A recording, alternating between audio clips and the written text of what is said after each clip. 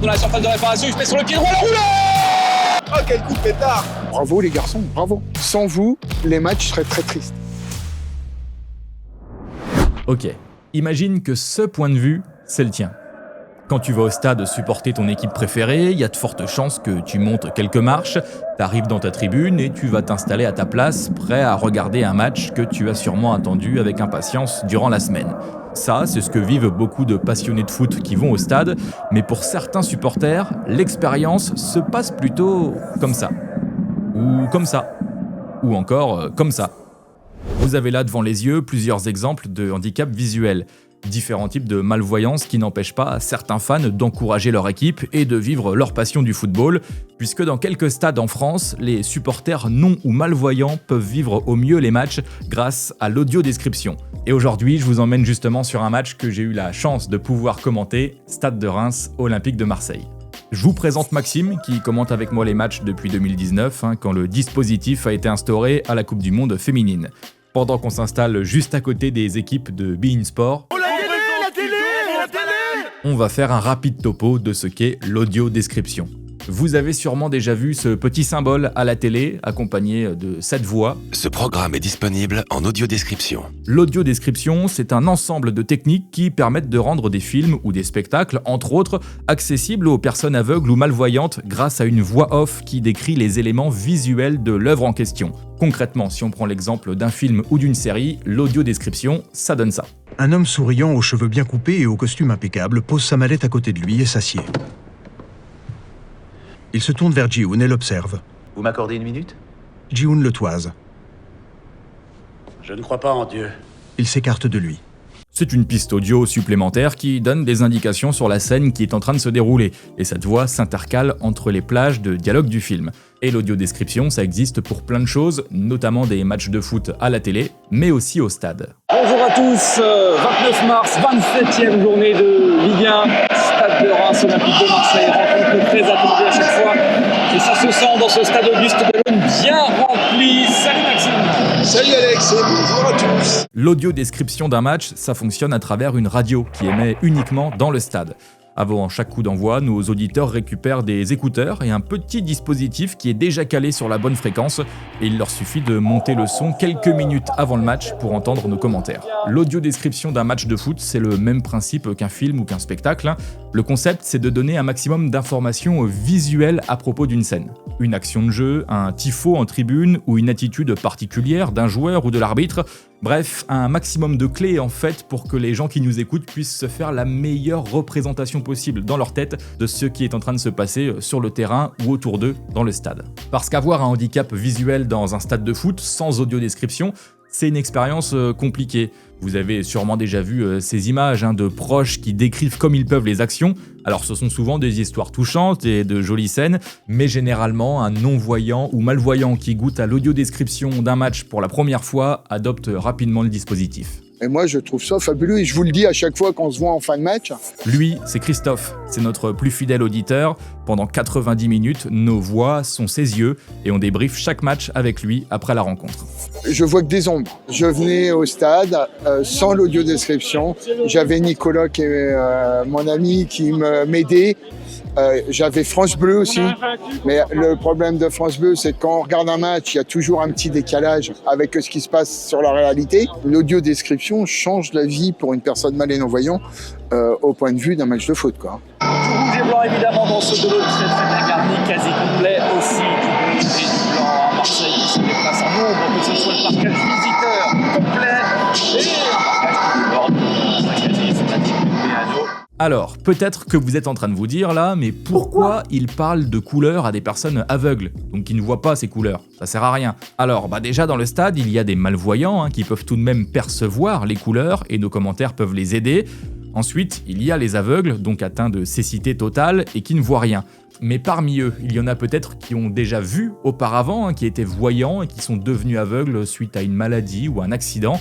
Et eux savent à quoi correspondent ces couleurs. Ils peuvent s'en rappeler, notamment en les associant à des objets. Et puis même pour un aveugle de naissance, ça peut être utile de donner des couleurs.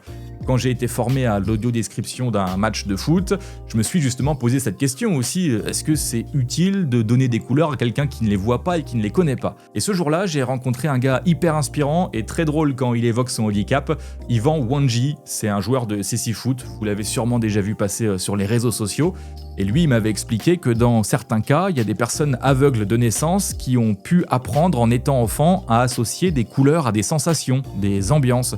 Par exemple, le jaune, c'est la couleur du soleil, donc certains associent le jaune à une sensation de chaleur. Septième journée du Mondial marquée par la lutte contre le racisme sur cette pelouse de vélo dans le rond central était étendue une grande bâche avec le mot racisme carré, fil rouge qui prédomine. Les drapeaux sont sur cette pelouse rémoise, rouge et blanc. Et puis il y a d'autres informations visuelles qu'on peut donner avant le début du match, par exemple à l'entrée des joueurs. Parfois on a des craquages de fumigènes, donc là on peut décrire la couleur de ces fumigènes, combien il y en a, etc.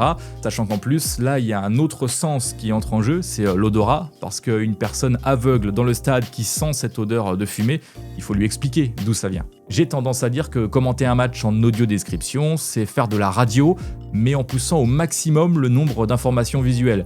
Parce qu'il y a la même base, on dit les mêmes choses, contrôle du droit, tir du gauche, etc. Et puis aussi, on s'enflamme sur les occasions chaudes, et les buts, ça, on peut pas le contrôler.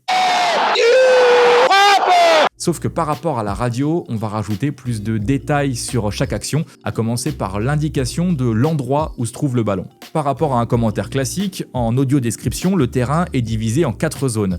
A, B, C et D, qu'on place toujours de la même façon et dont on explique la disposition avant chaque match en prenant comme point de vue de référence notre vue depuis la tribune de presse, comme si nos yeux étaient le plan large que vous voyez à la télévision.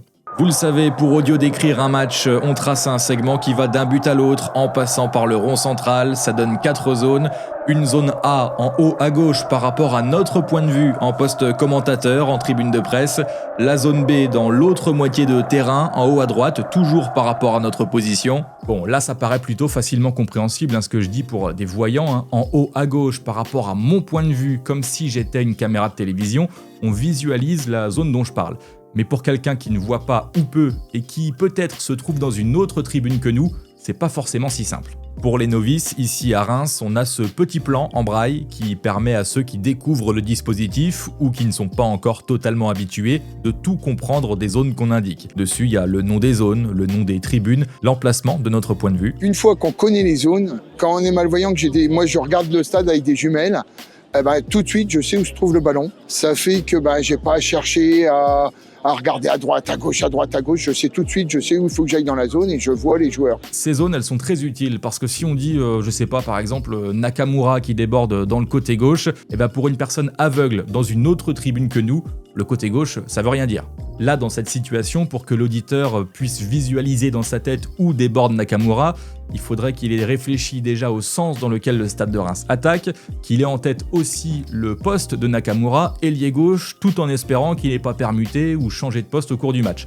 Bref, là, ça demande à notre auditeur une réflexion supplémentaire et c'est vraiment pas le but du dispositif. Alors qu'en disant Nakamura qui déborde dans la zone B, hop, on prend notre petit plan et là on sait que la zone B c'est celle qui fait l'angle entre cette tribune et celle-ci et l'auditeur s'imagine plus facilement la scène. Pour info, en parallèle de l'audio-description comme je vous la présente aujourd'hui, il existe aussi un autre dispositif développé par une start-up, c'est assez récent, c'est une tablette tactile dotée d'un curseur magnétique avec lequel les non-voyants peuvent suivre le déplacement du ballon. Il y a aussi des vibrations en fonction de l'intensité des actions. Alors c'est encore en phase d'expérimentation sur du one-shot dans certains stades, comme récemment le France-Croatie au Stade de France en Ligue des Nations. Outre les zones, on utilise aussi les repères plus classiques, le rond central, les surfaces de réparation, les bancs de touche, les poteaux de corner, etc. Et quand on additionne tout ça en situation de commentaire d'un match, ça donne ça. Passe de plus près, pleine zone B, c'est rééquipé qui tente la diagonale en direction de Diacon. Contre le poitrine de Diacon qui va pouvoir provoquer Paul Lirola. Diacon en passement de jambe du pied droit, s'emmène sur le gauche. Il s'arrête, Diacon la passe dans l'axe pour Nakamura dans la surface de réparation, il se met sur le pied droit, le roulé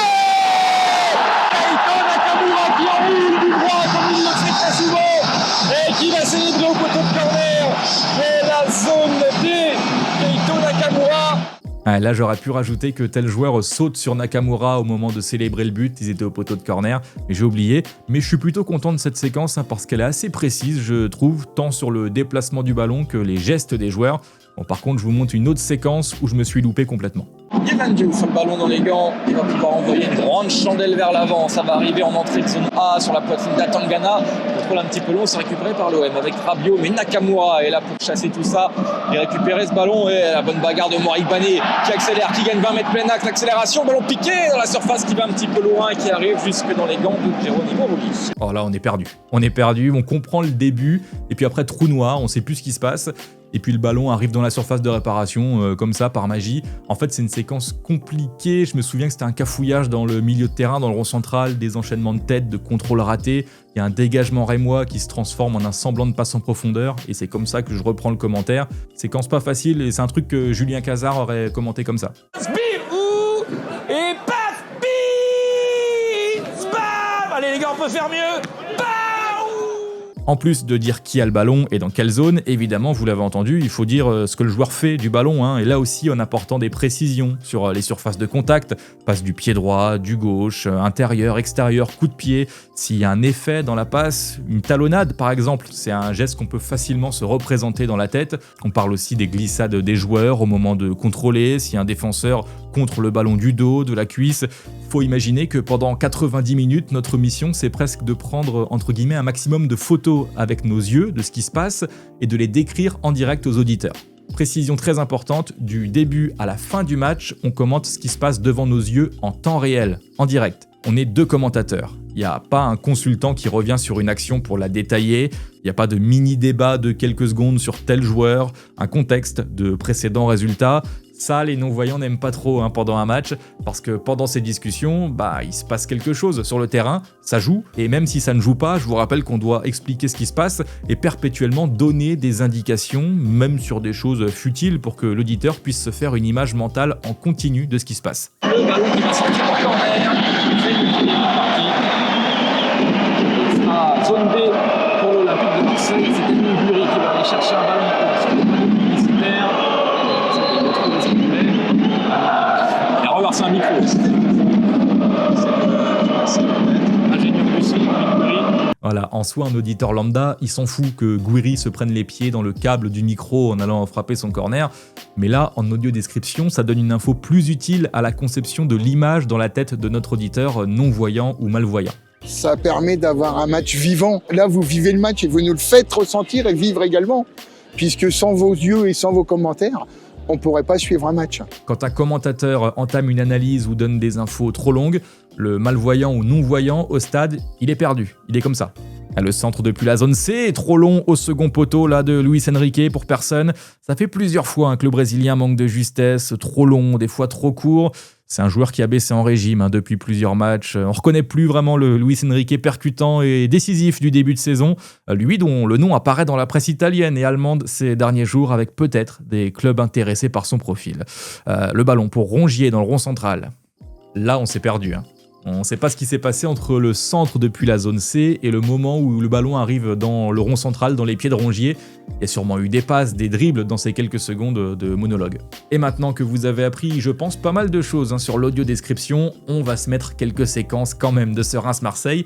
Mais je vous propose un petit jeu, de regarder ça sans les petites animations vidéo des actions. Et pourquoi pas fermer les yeux pour se mettre dans l'ambiance, dans la peau d'un non-voyant et tenter d'imaginer dans votre tête les actions. Je vous mets quand même le rappel des zones pour que vous les ayez en tête avec A, B, C et D dans le sens des aiguilles d'une montre en partant d'en haut à gauche. Et c'est parti. Rabiot, Merlin, la mauvaise passe de Merlin, complètement dévissé en zone B, il envoie en touche, il envoie ce ballon au pied de la Méano, la remise en jeu offerte au joueur du Stade de Reims. Aurélio Buta dans cette zone B, il a mis distance entre la ligne médiane et le poteau de corner, et il va demander du soutien, il sort les bras pour envoyer devant.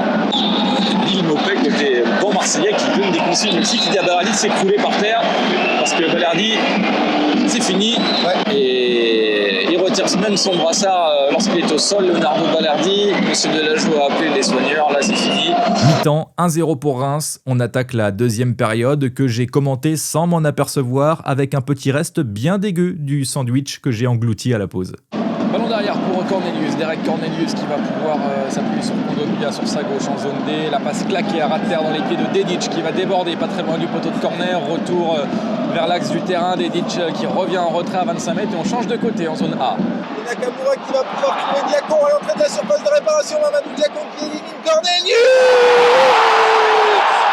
La victoire de Mamadou Diacon pour les Rémois qui vont célébrer devant la clôture. Luis Enrique qui rentre dans l'axe du terrain à 30 mètres. Oh, la passe pour personne ne regarde si ce n'est la défense rémoise. Et la sortie en contre avec Hafiz Ibrahim depuis la zone B. Hafiz Ibrahim qui va envoyer Valentin Tangana tout seul face à Rouli. La frappe de Tangana